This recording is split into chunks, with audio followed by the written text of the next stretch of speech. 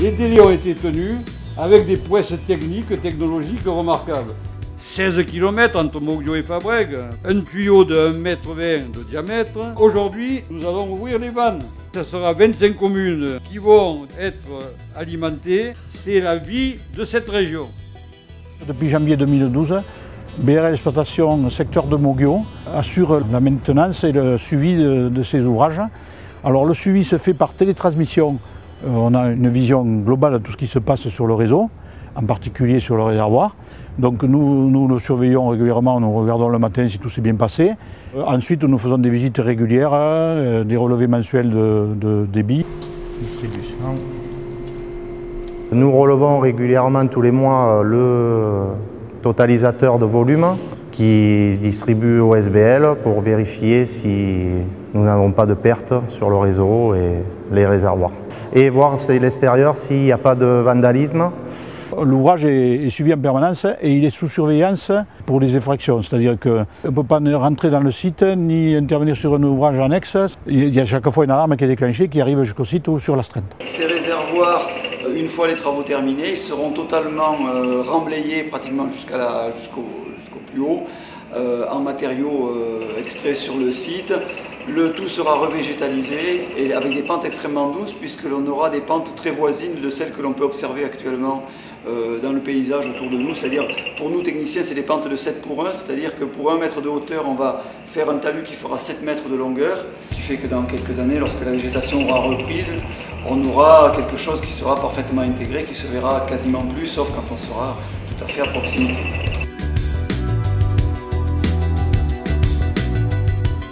Nous sommes ici sur le site du surpresseur du KLM, un des éléments clés du maillon sud, première phase.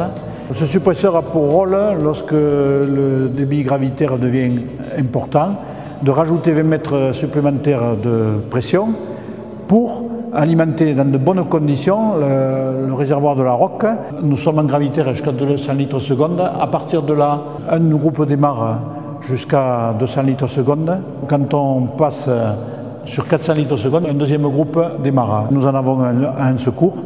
Ce système-là, comme le réservoir de la Roque est connecté au système de télésurveillance, donc nous pouvons vérifier son fonctionnement depuis notre secteur de Moguio et nous passons régulièrement faire des visites pour vérifier que tout se passe bien et faire les relevés une fois par mois des compteurs. La station est équipée de 3 variateurs pour nous permettre de faire des économies d'énergie et un meilleur fonctionnement des groupes.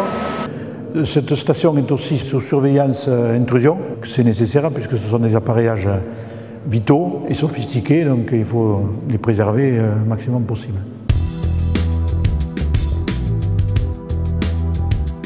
Le maillon sud de l'opération Aquadomicia a fait l'objet d'une prescription archéologique de la part de la DRAC, du service régional de l'archéologie pour l'ensemble du tracé. Et aujourd'hui, nous visitons le chantier du tronçon 2 2012. La prestation d'archéologie se décline selon 2 phases. Une première phase de diagnostic et en fonction des résultats de cette phase, une éventuelle phase de sauvegarde si les vestiges découverts méritent une attention particulière. Notre objectif est de vérifier la présence ou non de vestiges archéologiques sur le tracé de la future conduite Aquadomicia. Notre travail est d'ouvrir des tranchées mécaniques, d'atteindre le terrain naturel et de vérifier si la couche arable, vous le voyez, la couche arable c'est la couche de terre que nous avons enlevée et qui mesure en moyenne 40 cm d'épaisseur, ne recouvre pas des aménagements, des traces d'occupation anciennes. Tout aménagement est observé, photographié, relevé. À partir de ces résultats-là et de la façon dont nous les exposons, le service archéologique régional décide ou non de donner une suite à cette étude. Donc là, j'ai du matériel archéologique qui a été ramassé dans le fossé. Donc ce matériel, nous allons normalement le prendre, l'amener dans un des centres archéologiques pour le laver. Et une fois qu'il est lavé, après l'étudier.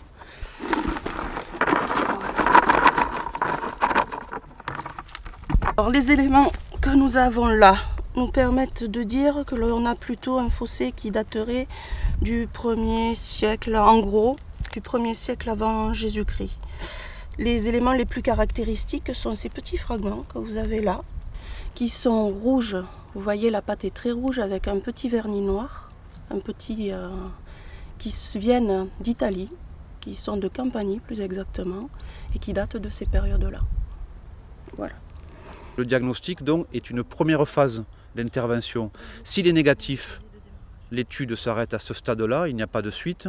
S'il est positif, la DRAC, le service archéologique, peuvent estimer que les vestiges méritent une étude complémentaire, auquel cas on passe là à un terrassement plus extensif qui permet de fouiller les vestiges, toujours de les observer, de les photographier, de les lever en plan, de prendre les objets, de telle façon que le site, une fois étudié, peut être lui détruit par les travaux d'aménagement, dans la mesure où sa mémoire, elle, a été prélevée. Nous sommes ici au niveau de Norboirargues. On voit bien que l'appel de l'IRAP est en train de reboucher les trous des fouilles de diagnostic.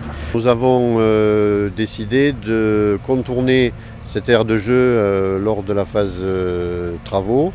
Nous avons essayé dans ce site qui est particulièrement arboré de limiter l'arrachage des arbres au maximum, et notamment nous avons préservé ces 2 frênes magnifiques ici. Ce qui est à noter, c'est qu'une fois que les travaux d'archéologie seront terminés et ainsi que les travaux de pose de notre conduite à l'automne prochain, nous allons réaliser avec BRLEN tout un programme de réaménagement paysager, de replantation. Rendez-vous dans 6 mois pour voir effectivement la remise en état du site qui est prévue sur cette opération.